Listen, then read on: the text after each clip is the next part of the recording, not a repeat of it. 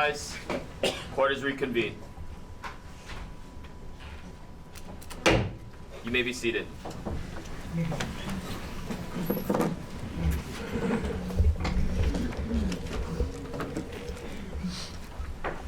Mayor Kenoi, what is the Big Island Film Festival? The Big Island Film Festival is an annual event to showcase not just films from multiple countries, from filmmakers around the country and here in Hawaii, but it allows us to showcase Hawaii Island as a destination for storytelling, for creative industries, and for the film industry itself. What role did you play in the 2011 Big Island Film Festival? Well, everything is about cooperation, collaboration, and collective effort. We've got to get everybody working together in partnership. Big Island Film Festival in 2011, my role was to host the mayor's reception, which is the opening event for a week-long event featuring the films of the Big Island Film Festival. Who attends the Big Island Film Festival? We have residents, visitors, industry folks, and when I say industry, from the film industry, everybody from script writers, producers, directors, actors, investors, so the entire spectrum of the film industry is at the Big Island Film Festival.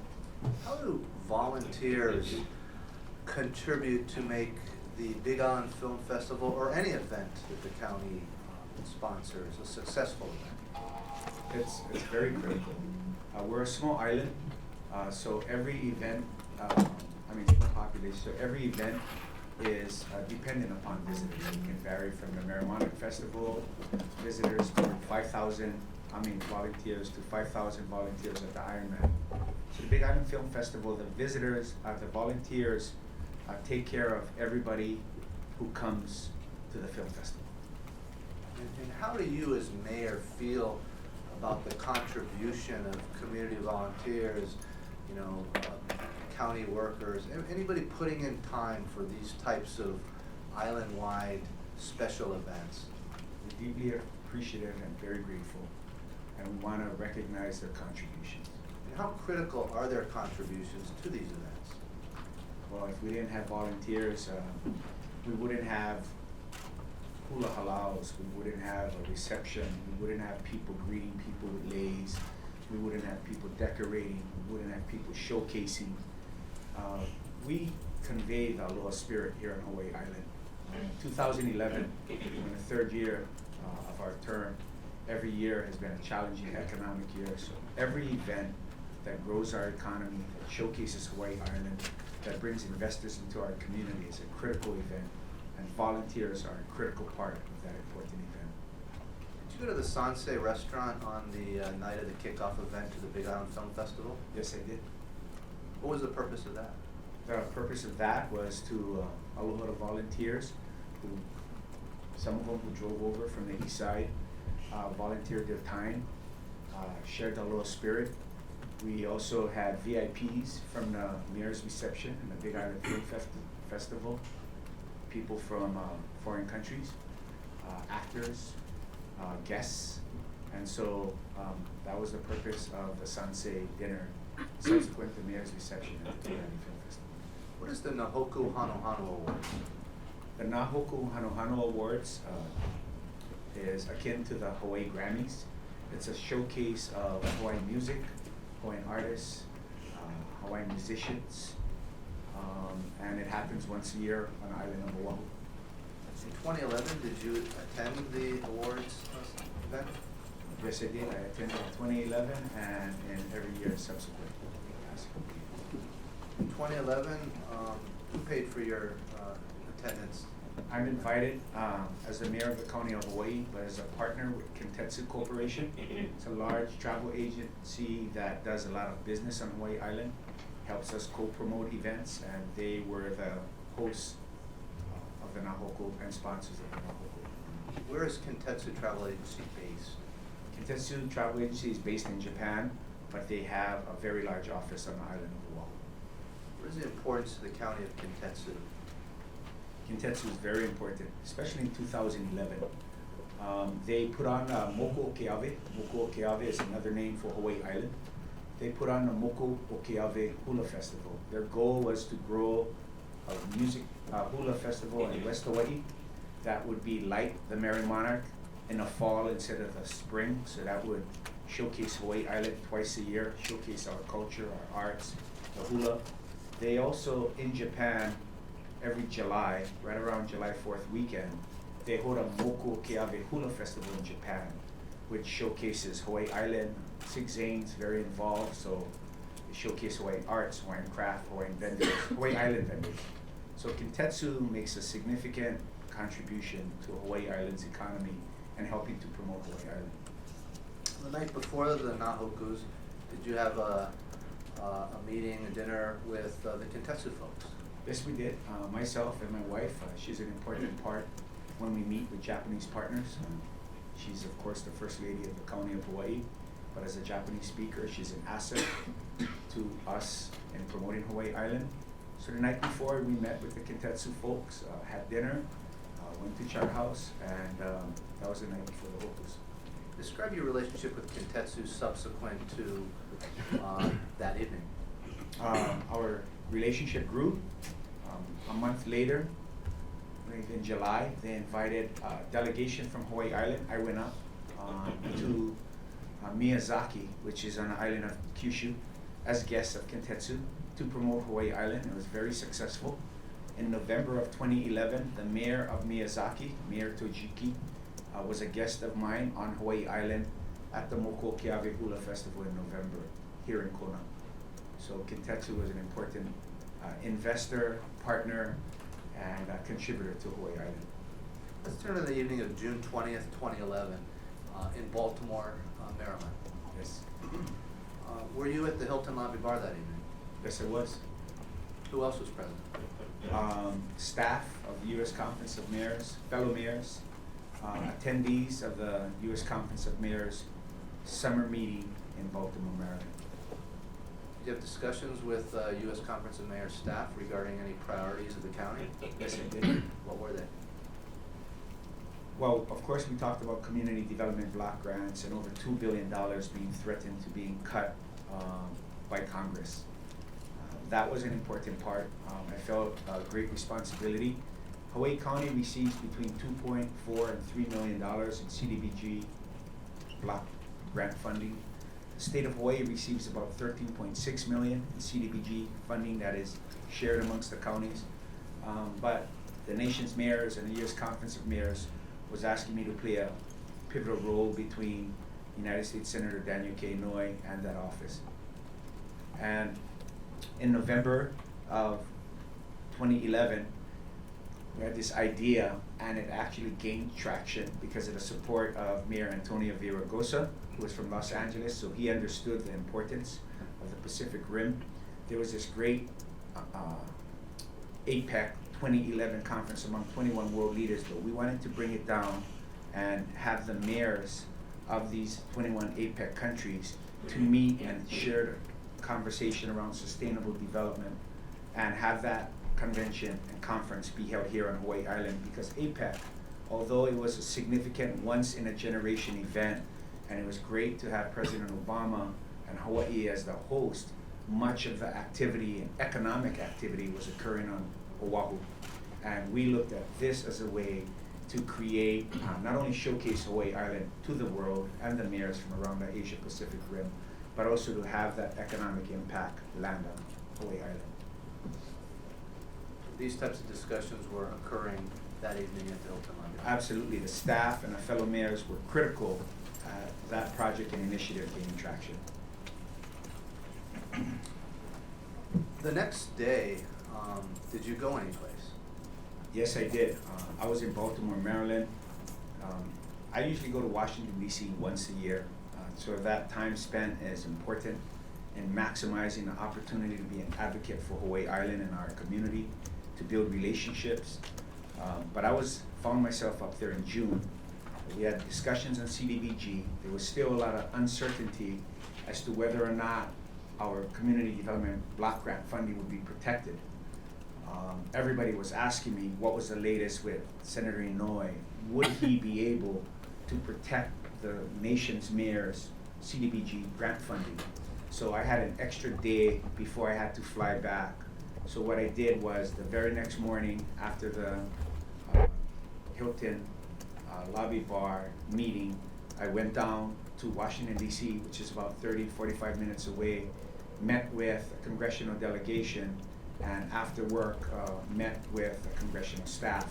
And much of the conversation focused on protection and CDBG and where were we at and is there anything else I need to or could be doing.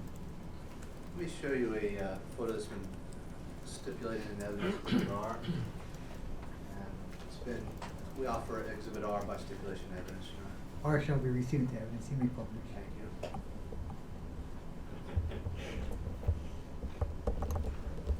Can you see it on your screen, Mayor?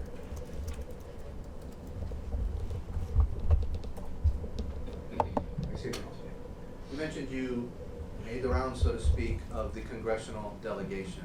Yes, I Was did. this photo taken on that day? Yes, it was. And who is that in the photo next to you? That at the time was Congresswoman Colleen Hanabusa. Now, when you make the rounds of the congressional delegation and try to meet with as many of our elected federal officials as you can, what else are you doing? Well, you gotta remember, you try to meet with executive branch officials. I've been very lucky because of Senator Kenoi, we had access to decision makers, directors of transportation.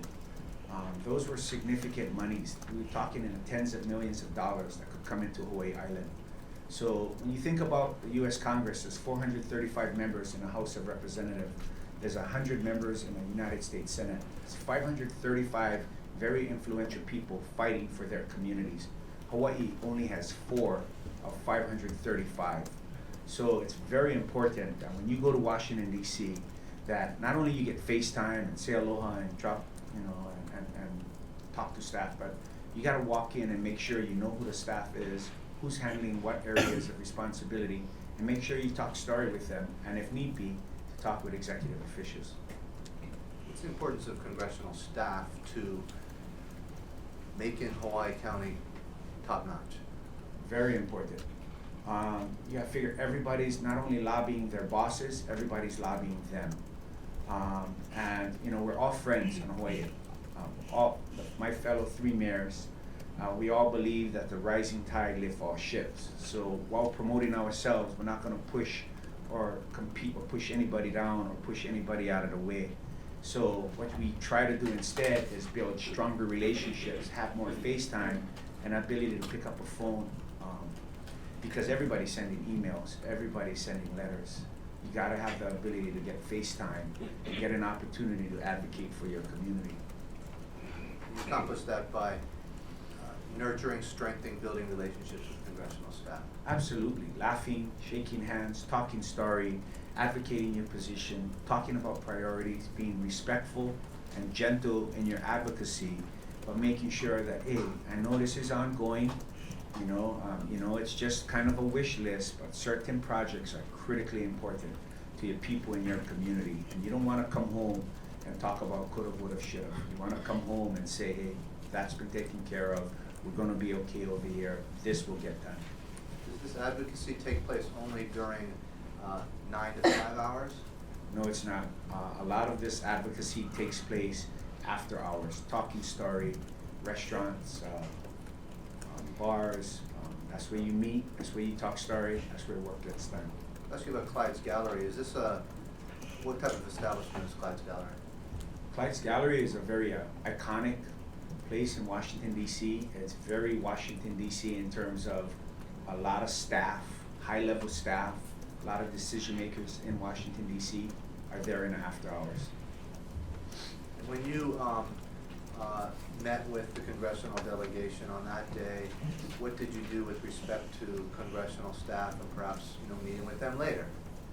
When you go and visit a congressional member, whether it's a congresswoman or a United States senator, a lot of times you're waiting, so you're talking to staff in the office. My approach is always to go walk through the office, say aloha to everybody, because the congressional staff is in flux too.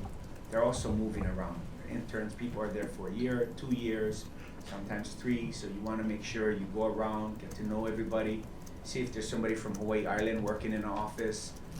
So you go around, you talk story with the staff, and they're always, hey, where you gonna be after, Mr. Mayor? Hey, let's hook up, let's talk story, let's get together. So it's okay, shoot, let's go meet. What time we meeting? I should finish my rounds. After work, 5:30, 6 o'clock, hey, we go Clyde's, shoot. Everybody tells you shoot, I meet you guys at Clyde's. People want to meet you at Clyde's. Well, I mean, you know, it's a lot of aloha. You go up there, I don't go up there often. You know, my style is, hey, speak from the heart, mean what you say and say what you mean. And people appreciate that. Okay, well, you're being humble. People wanted to come out and meet with you and talk story with you, right? Well, we won't work hard, but we would talk story. And have fun too. Make memories, it's how you build relationship. It's how you maintain relationships. And work gets done too, doesn't it? Absolutely. A lot of work gets done. The next morning, where did you go from? I was in Baltimore, Maryland at the Hilton. I shot down to Washington, D.C., did the congressional rounds, hung out with all the staff, and the very next morning went back to Baltimore, grabbed my stuff, went to Baltimore International Airport, and flew straight back to Hawaii. So when you're in DC or when you're in Honolulu, it sounds like you're trying to maximize as much of your time to promote the county interests as you can. My job is to represent the county interests. When you're in a Great Recession, when there's high unemployment, you remember 2009 took office, we had 11.2% unemployment.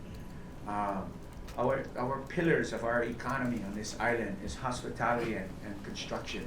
That's where our working families work, it cratered. Construction came to a screeching halt. Tourism, people work 2-3 jobs at the hotels. You get cut at one job, you get reduced hours at 3 jobs. It was devastating to our working families. I wasn't gonna come home and make an excuse why we weren't getting not just our fair share, but more than our fair share. When you get infrastructure monies from Washington, D.C., for example, the American Recovery Reinvestment Act, 1 year in the federal economic stimulus, Hawaii Island got $115 million. $46 million of that was in infrastructure and roads. That $46 million is 38% of the $125 million that came into the entire state for roads. Hawaii Island got $46 million of that. I mean, Oahu was flabbergasted. How did Hawaii Island get nearly half of all infrastructure and road monies to Hawaii? And that ended up $11 million was for bridge and road repair in Hamakua, $35 million was for the new Anikiaho'okalole Highway. You talk about advocacy, does it work? Absolutely it does. You know, and a senator and a representative can tell you, no problem, Mr. Mayor, we'll take care of it.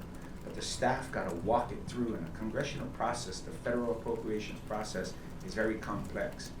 As we heard earlier, House, Senate, they both introduce bills, members argue, bills cross over, they have conference committees, and then you gotta get the president to sign, then you gotta get the executive branch and the respective departments to release it. So it's not as automatic as saying hi, saying aloha, and being told, don't worry about it. I mean, you gotta worry about it. And the people who help you worry about it and help you get from A to Z is the staff. How many nieces and nephews do you have? My sisters, Plenty. not plenty. I mean, each of my sisters have a couple each. So, not plenty, but there's a few. One of them's Daniel Iliala. Yes, it is. He's my oldest sister's oldest child. So I was 10 when Daniel was born. You know, what was your understanding as to why it was described or placed on the transaction summary that it was accounted to be reimbursed expense when you used the card for a Prince of Puna hotel? I used my Hawaii County P card to make the reservation, to take care of it. As soon as I was asked, what is this expense for? I said, oh, miscellaneous purchase, county reimbursed. It's a personal expense, I'll take care of it. September 13, 2011, where were you, or what was your day going? How was your day going on that? Were you at Target? Oh yeah, Yeah, I was in Kona every Tuesday and throughout the week. When I first started this administration, every meeting was a two-county meeting. So I made sure I worked every day in Kona. It was a pretty hectic day. I had a bunch of meetings in the morning. I had a 2 o'clock flight. I was headed to the Asia Pacific Sister Cities Energy Summit. And what that was we had 2 sister cities, one in the Philippines and one in Okinawa, Japan. In the Philippines, it was Ormoc City, so Mayor Eric Codilla was in Honolulu waiting for me. And Ormoc City is our sister city because they have geothermal energy. We produce 38 megawatts of geothermal energy. Ormoc City produces 700 megawatts of geothermal energy. Same size communities. We have UH Hilo, they have Visayas State University. Amazing similarities across our economy and demographics, but their geothermal production was unbelievable. And so that was our sister city. He was on Oahu. We also had Mayor Tyra from Kumajima Island. Now, the reason they're our energy sister city is just like we're the only place with OTEC, or Ocean Thermal Energy Conversion, in Kona. Kumajima Island in Okinawa also has an OTEC development project. So the United States and Japan signed energy sister cities, Hawaii and Okinawa, but the only real project that was ongoing was Hawaii Island and Kumajima Island. So Mayor Tyra was waiting for me as well. I had a 4:30 panel that I was going to be on. The mayors had a reception. Then we had a subsequent panel. It was a 3-day conference. Myself and Governor Ariyoshi was also on another panel.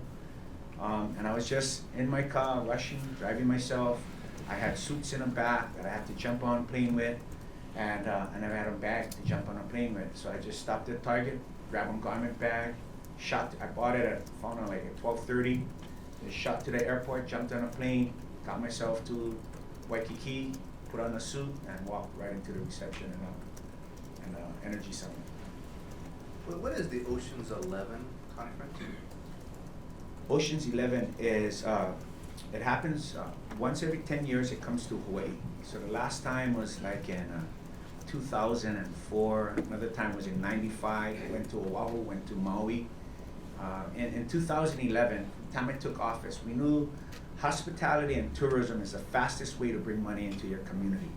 A lot of other projects, long-term science, technology, renewable energy, those projects take a lot of time.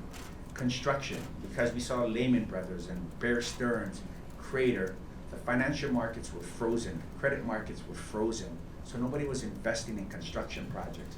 That's why we were doing public works projects to get the construction industry going.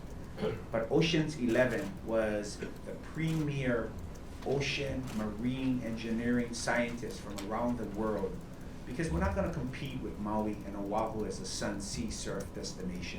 The goal of Hawaii Island is we don't want to get overrun by hotels here. We want to maintain our critical agriculture industry, our farmers, our ranchers. So we want a hospitality industry not in sheer numbers, but we want people to come here and do work. Because if people come here, scientists, marine engineers, oceanographers, they'll see the beauty of Hawaii Island, recognize our assets, and invest in us. We want to grow the University of Hawaii. We want to grow and become a knowledge-based economy in the 21st century. That allows us to not have our island turn into, with all due respect, Maui or Oahu. We want our island to be a place where people come to learn, to work, to do scientific work, to do innovative, creative, groundbreaking work. That way they will leave the information, the expertise here on Hawaii Island. That way our kids will grow up with these assets in our community. That was the vision behind securing Ocean's 11 as a conference. And when your administration secured Ocean's 11, what role did you play in the actual conference? I was an honorary co-chair. So a lot of these conferences that we secure, it's my job to aloha everybody. And the first thing you do is thank the sponsors, thank the volunteers, but you want to inspire, you want people to motivate, you want people to be happy that they're on Hawaii Island. You want them to take their families and go out and spend money and enjoy their time here on Hawaii Island. Convey that, it's a safe, beautiful place to bring your family to do work, to get things done. After you gave your remarks, did you try to accomplish more business that day? Absolutely. Being on the Kona side, I drove over for the conference, and since I was there, I ended up meeting with John DeFries, and we had a bunch of stuff going on in the fall of 2011 with John in his role in helping to facilitate, negotiate multiple international conferences. But also John was the president of Oceanside 1250, and that was a project. There was a commitment and obligation to Hawaii Island's community to build what's called the Mamalohoa bypass. You heard reference to a Kainaleo crawl. People who are not from Kona cannot understand what the big deal about traffic in Kona if you're from Hilo. Like the Anekea Hokalole Highway, people in Hilo would go, Billy, what's the big deal, this road in Kona? I said, if you're from Hilo, try imagine not having Kilauea and Kenoi Street. And all you get is Hai, Kaiwalani, and Wainui. Try to get around Hilo then. That was Kona. Another project, and the Mamalohoa bypass goes from Kailua Kona. It was promised as part of this development. A litigation literally went to the US Supreme Court. But back in 2011, we were trying to get this $30 million road built. But Oceanside's 1250 had gone bankrupt. The Royal Bank of Scotland and Lyle Anderson, the original developer, was under for $1 billion. So we were trying to get new owners in, but not let them off the hook for the Mamalohoa bypass. A lot of potential buyers were trying to come in, buy this project, but tell us, hey, county, if you like one project, you like jobs, you like construction, you like one broader property tax base, you gotta let us off this road. It's like, no way. You know, promises made to this community are promises kept. And so I was working with John to make sure that we got that road built. And we had to do very creative work together because there were times you just wanted to kill the project. You know, you didn't feel people were being forthright. People were asking too much of our community who would bear the burden of the project, but we reap or receive none of the benefit. And so I was holding firm that if they were gonna keep pushing in that direction, this project wouldn't happen. But I had to balance that with ensuring that we get the necessary funding to build Mamalohoa bypass. So basically, that's what you were discussing with John, that and anything else? Also, I was trying to get John to help me with APEC Mayor's Conference that was coming in November 2011. John's very good at seeing a big picture and being able to take an idea, set up a conference so that there's some follow through. Talk about Huggos, October 11th, 2011. What events were occurring that day or during that time frame for you, generally? There was a lot going on. There was we also had got very fortunate. I know it sounds like there's a lot of conferences, but in 2011, right about that time, we also had the US-China Travel Summit that had just occurred. Nashville, Tennessee put out at the last minute. I got a call from the Hawaii Tourism Authority chair, it was Mike McCartney at the time. He said, Billy, I'm in Nashville, the whole city just put out. Could you host 50 of the top travel planners from the United States and 50 of the top travel planners from China and host them on your island? And I told him, shoot. I didn't know how I was gonna do it, but I told him, you know, we'll take care of it. That happened just before that Huggos date on October 20th. So there was that going on. And then right after that, there was the Ironman World Championships that had just occurred. And were you also in Kona there for other business as well? Yes, on that day, I was a keynote speaker for what's called Destination Kona. Destination Kona is all of the stakeholders in the hospitality industry in Kona. So they can vary from people who do snorkeling and diving to boat tours to tours throughout Hawaii Island, golf. They were all there that day at lunch. I was their keynote speaker. Do you recall why you were at Huggos that day? No? You know, it could have been a lot of things. There was a lot going on that day. Going back and trying to recall that day, we had a blank transaction summary. When it was noted there was blank, people had asked me what was it. I couldn't remember. I just said, you know, miscellaneous purchase, county reimburse, I'll take care of it. You mentioned the Ironman. Did you yourself participate in the Ironman? Yes, I did. I never went to the Ironman in my entire life. When you're from Hilo, they tell you, don't go to Ironman. It's crowded, traffic congestion, all the visitors, tourists come. so I never went. But when I was mayor, my first goal, instead of building new projects or getting new conferences, was protecting what we had. It was enhancing and protecting Marijuana. Took care of Eastside in the spring. We have the Hawaii International Billfish Tournament. We have the Mitsubishi Senior PGA Championship, and we have the Ironman World Championship. Those are our 4 big events year round. Nobody's flying, nobody's spending. That was the goal, to protect those. So I gave all the county assets that we could to support these events. I didn't have real dollars to use because we were making significant cuts in our budget year over year. But what I could do was use county assets to support these events, to make them feel supportive. Because the World Championships of the Ironman, people were talking about taking the World Championships to New Zealand, to Australia, to Europe. It's a very iconic event. It's the World Championship of Endurance Athletes. So my first one I went to was in 2009. I only saw the opening. My kids had soccer. I came home.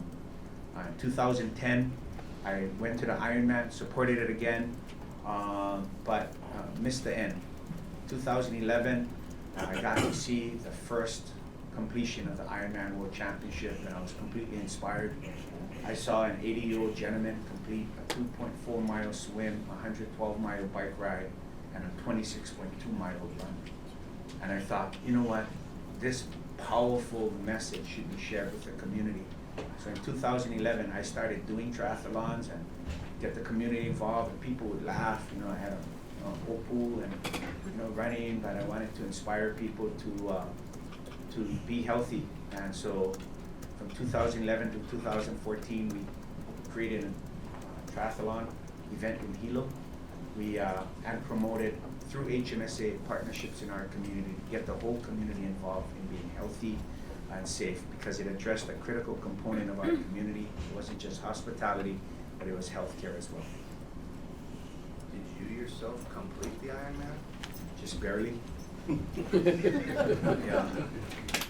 You know, I had Punas running past me, 70 years old, patting me on the back, telling me, "Hey, keep it up, young man, you'll finish too." It was an event that I was proud to be a part of as the mayor of Hawaii Island. As the first elected official who ever participated and complete the Ironman World Championship, but I would have never been able to cross that finish line if it wasn't the community. And in 2014 when I did it, there was also a lava flow and a tropical storm. So much of my training was done at night when I had time. Talk about the Hilo Yacht Club. Who's Kevin Dayton? Kevin Dayton is currently the Capitol Bureau Chief of the Star Advertiser. One of the smartest, solidest people I know. I'm proud to work with them for a couple terms, and very thankful for his commitment to Hawaii Island. He's a good husband, a good father, and just an excellent, smart, hardworking guy. Is he one of the prime examples of what you're talking about, the 3 E's and the 3 C's, and who you're trying to bring in to help run this county? Absolutely.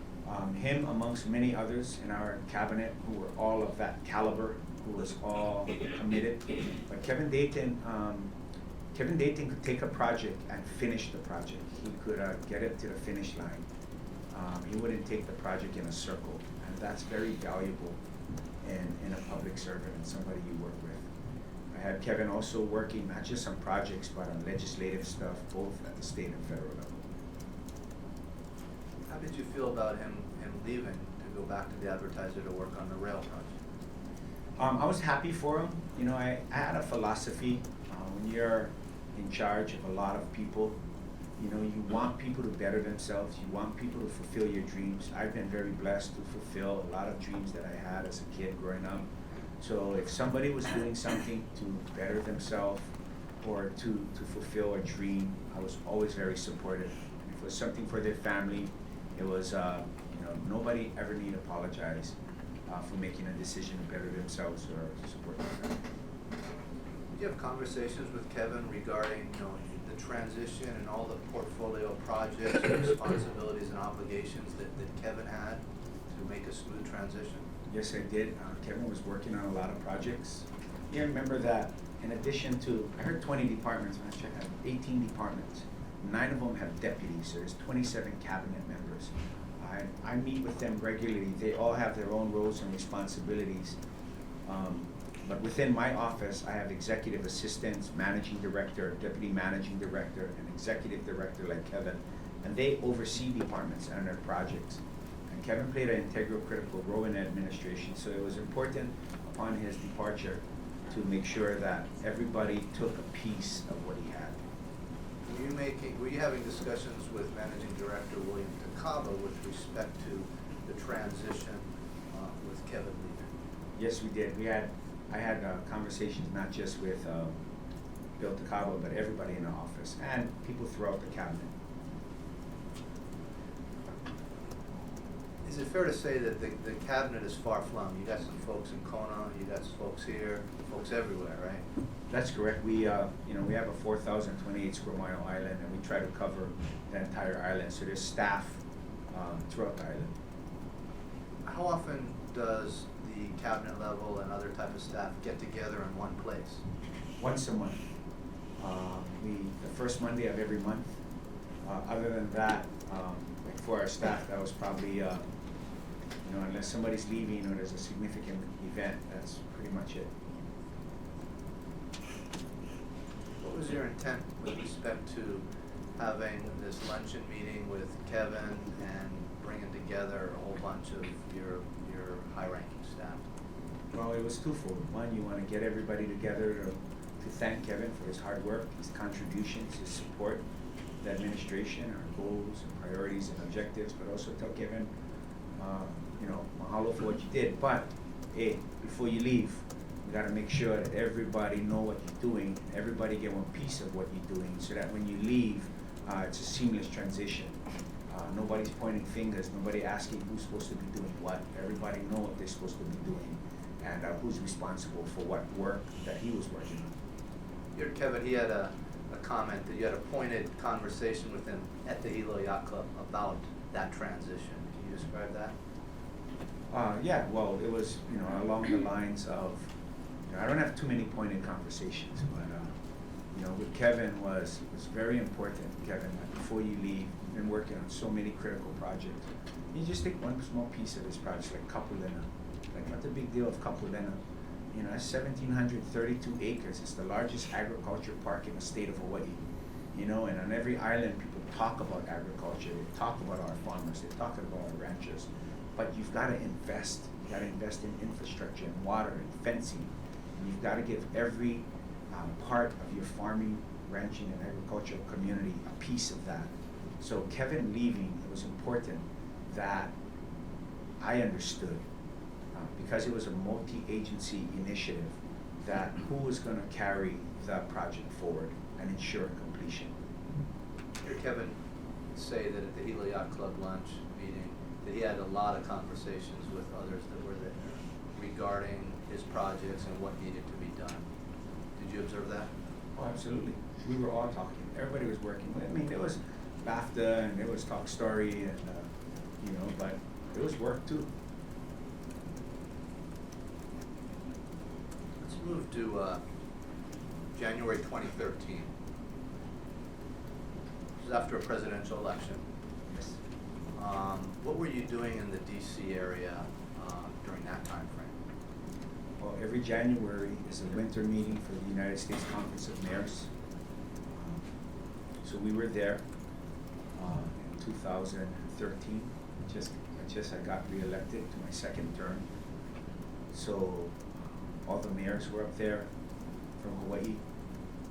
Our team was up there, but we also were inaugurating a Hawaii-born president for his second term as well. So a lot of people from Hawaii were up there as well. And we had just experienced the passing of our beloved senior senator, United States Senator Daniel Kenoi, who had recently passed away. And it was a seismic shift for Hawaii in terms of being able to positively impact our communities. How so? We just lost the chairman of the United States Senate Appropriations. He was third in line to the presidency of the United States of America. but more than that, he was our champion. You know, he was my mentor. Not me, he was a mentor to a generation, or generations of political leaders. I felt very blessed to that he took an interest in me, that he supported Hawaii Island. People will look back at Senator Kenoi and they'll talk about all the great things that he did, but if you talk to people on Maui, talk to people on Kauai, Molokai, Lanai, Hawaii Island, much of what we have, the investment in our community, was a direct result of United States Senator Daniel K. Inouye. So we were devastated. When you're up in DC, what did you do with respect to talking with Hawaii's congressional delegation? You know, we had United States Senator Brian Schatz had just taken office. United States Senator Macy Hirono had just taken office. So we had a very young delegation, a new delegation, and we were all uncertain as to what lay ahead. Where do we go from here? The ability to pick up a phone, and it's not just appropriation. We talk about the senator in terms of millions of dollars and billions of dollars and an influx of money, but it was more than that. It was, Hawaii is covered by multiple layers of federal agency jurisdiction, Environmental Protection Agency. We've had cesspools on Hawaii Island. The EPA can come down, and they've done it multiple times, and they'll just fine an entire community for having cesspools in the millions of dollars. And you know, with Senator Inouye around, you could pick up the phone. Next thing you know, you're getting a call from Region 9 in San Francisco, and people are willing to work with your community. Housing and Urban Development around CDBG, Department of Transportation, and your road projects, not just ongoing funding, but future funding. All of those agencies treat you differently when your senator is the chairman of appropriations. When he passed away, we saw seismic, a dramatic shift in Hawaii's ability to interface with federal agencies and to seek and secure federal funds. So we were all going, hey, who do we call now? What do we do from here? It's not like somebody takes his seat and they assume his authority, or they assume his seniority, or they assume his relationships. Senator Inouye's relationships date back 6 decades in Washington, D.C. We will never see or have that kind of representation in our lifetimes. And so it was significant for those of us who are chief executives, who buck stops with us, there's no excuses. We were all trying to work together, work with staff, and go, hey, so what about that project that we had ongoing?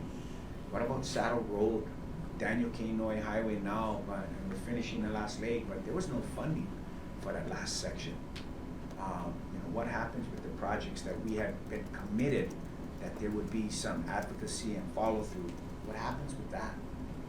You know, I know of other mayors who hire lobbyists from their first day, and they have paid lobbyists in Washington, D.C. We never had any paid lobbyists in Washington, D.C. But after that, I was talking to people and said, we cannot go to 4 junior members of 535 people.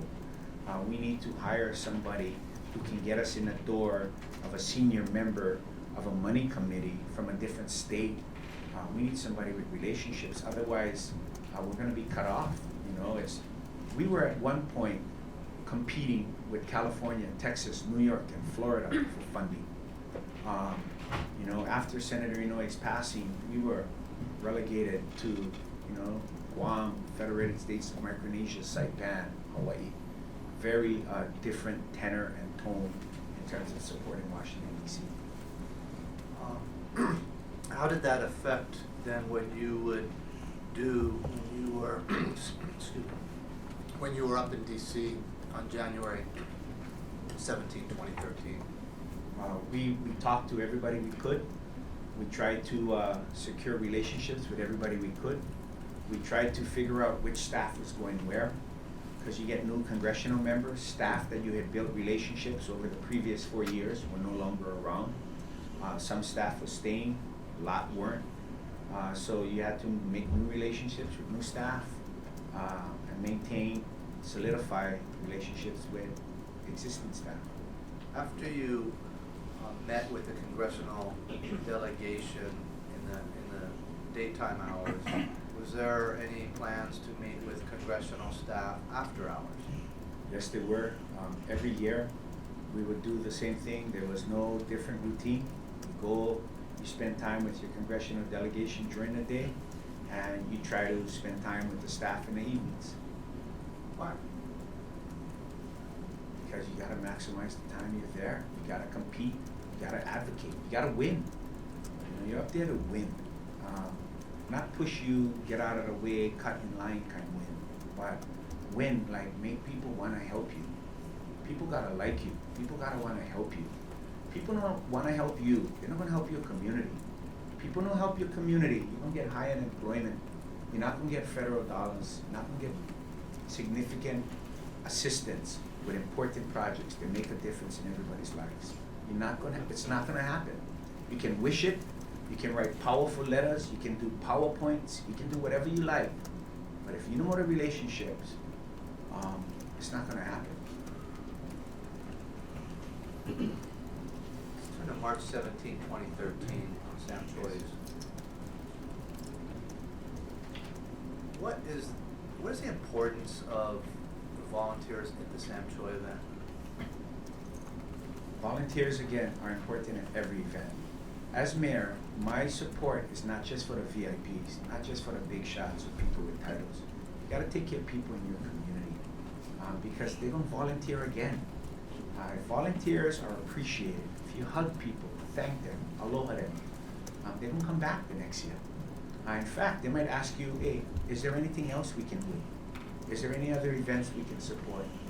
When you go ask for assistance, when you go ask for volunteers, you want to have too many of them, not enough of them. And so we went to the Sam Choi's Poke Contest. It was an important event, and I certainly made sure that I thanked those volunteers. You know, that day, was there another event going on at the same property?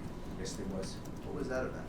There was a Hawaii Island United Way fundraiser at the Sheraton Keoho in the exact same location.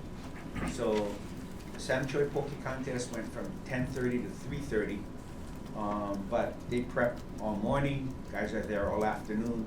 But on the very same grounds of the Sheraton Keoho Bay, which is a very sacred place to Hawaiians and to our culture, right in the very same place was what's called the Luck of the Irish. There are 2 Hawaii Island United Way events, of which I am the co-host. One is the Mayor's Cup. It happens every June and July. That raises about $125,000 for 48 member agencies on Hawaii Island. 98 cents of every dollar goes into our nonprofits on the island. So I make sure that myself and my administration are all part of the Mayor's Cup every June, July, and every March on the 17th is a Luck of the Irish. And those events bring in outside people to spend money and to raise money on Hawaii Island.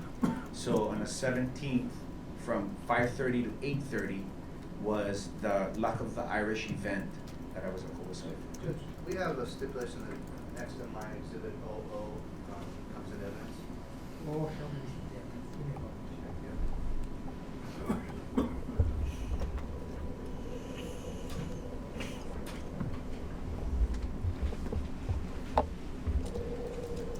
Is this the Luck of the Irish event or a flyer depicting the Luck of the Irish event for the Hawaii Island United Way that you're talking about? Yes, it is. Now, what did you have remarks at that? Yes, I spoke at that, and also the invitation that goes out is an invitation to spend time with the mayor. So usually the largest contributors to that event, now I'm a big golfer, I'll go out and golf once in a while, but I rather surf. It's shorter, it's easier to get home. But I golf at this tournament because the largest contributors to the United Way, I am usually their partners for that event. After you gave your opening remarks, and I guess you hung around the Hawaii Island United Way event for a little while, just building. Yes, so these 2 events are right next to each other on this one lawn on the bay.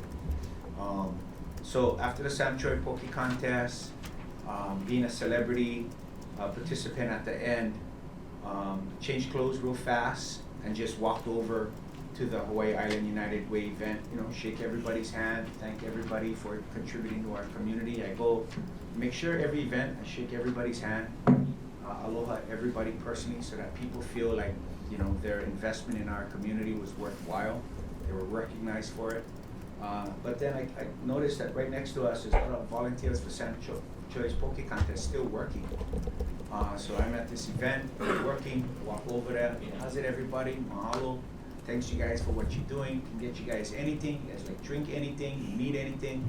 Because these guys working, they're sweating over here. Right next to over here, guys playing music, lays on, laughing. You know, you feel bad. So I walk over there, hey brothers, you guys need anything? You like drink anything? Yeah, man, take some beers, man. What you guys like? Bud Light, Heineken. Like take some shots. You guys like something? I'll be right back. So I went up to Lounge Drugs, about 5 minutes away. Grab some liquor, come back down, aloha then, hang out, have one drink with them, talk story, laugh, tell them thank you for everything, and walk back into the Makara Irish event. That's what I did. Special is the Hawaii Island United Way to you personally? You know, I took office and I had to make some tough decisions. You know, tough decisions. Nobody else had to make those decisions, kind of.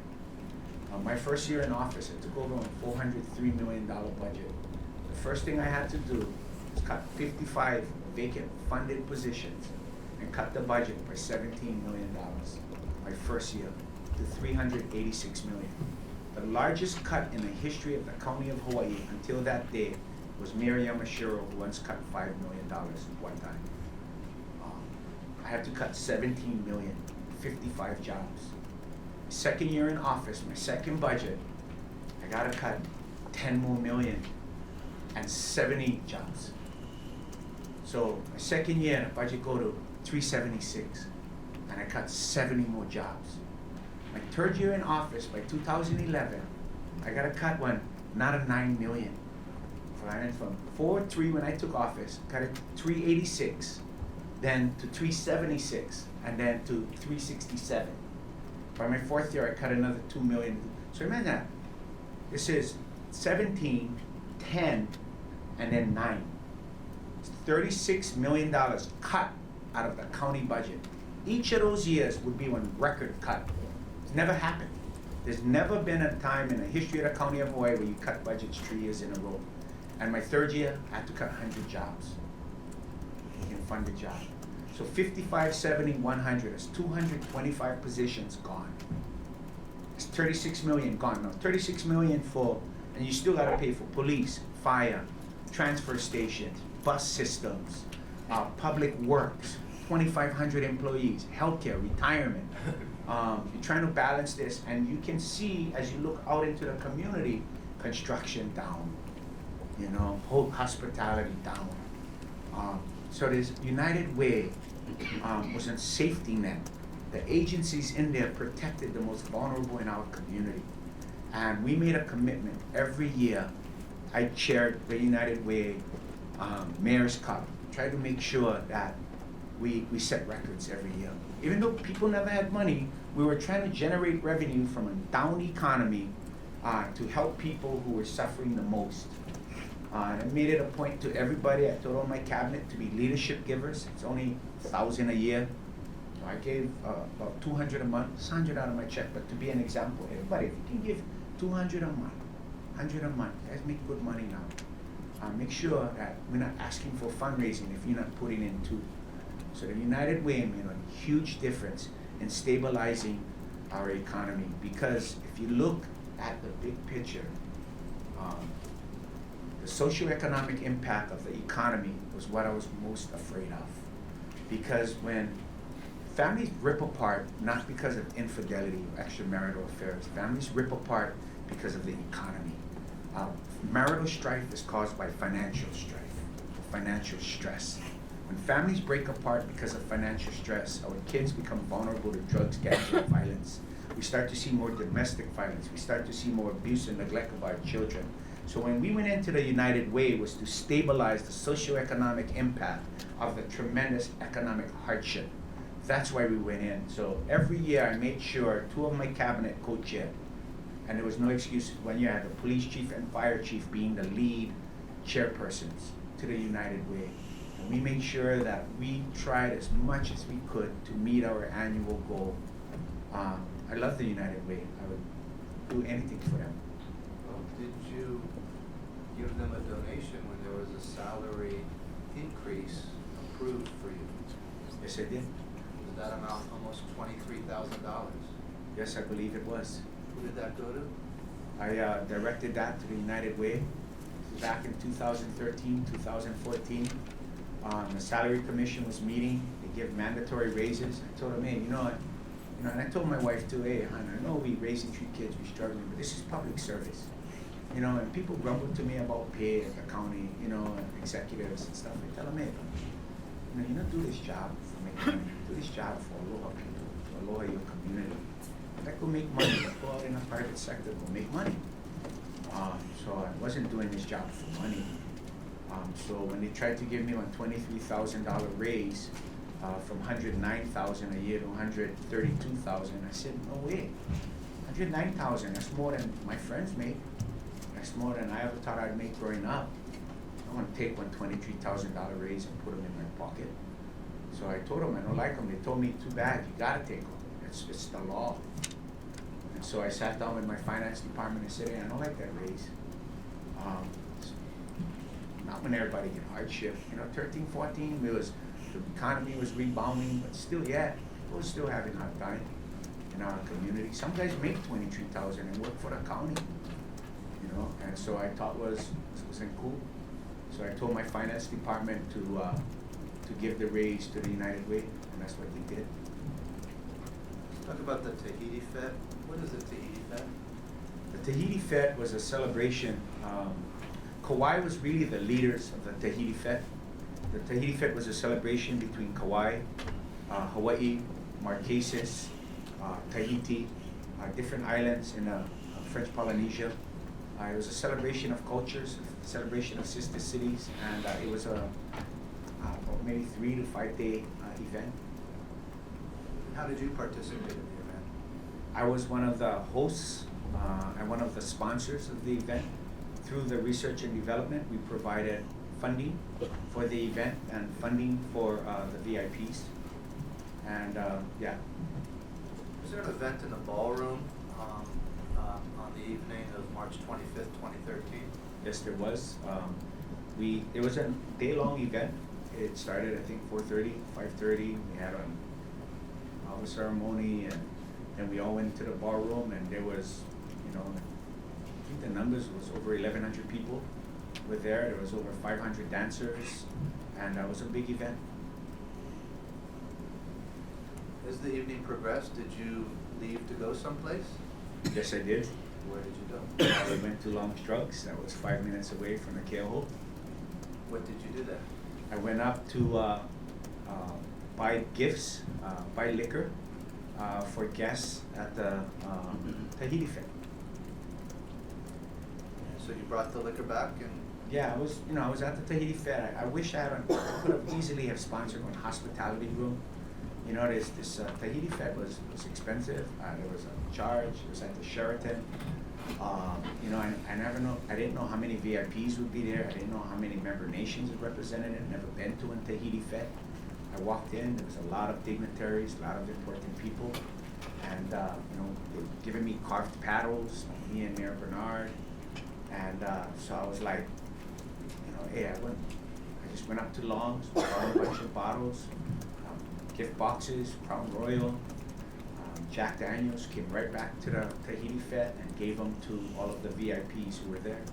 I just told them, hey, mahalo from the Big Island. I wish I had Keoho rum or Kailua Kona vodka. I would have gave them that.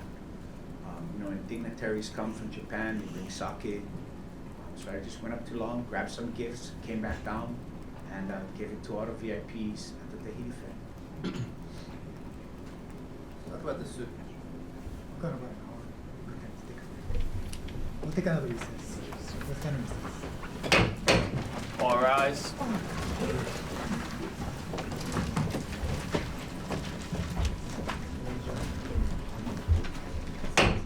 Court stands in recess.